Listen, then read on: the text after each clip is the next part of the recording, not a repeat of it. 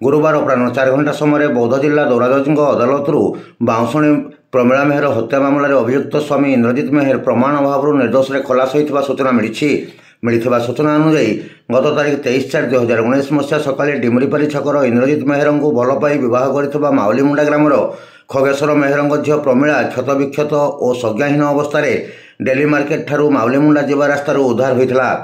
हत्या उद्देश्य इंद्रजित आक्रमण कर कीटनाशक पियाई मरीगला भाव फिंगी देइथवा प्रमिला भाई रजत मेहर बाउंशुणी थाना अभियोग करथिले।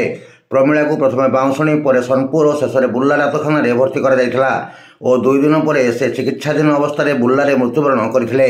उक्त मामला बौद्ध जिला जज अदालत में विचाराधीन थिबा बेले आज राय प्रकाश पाई।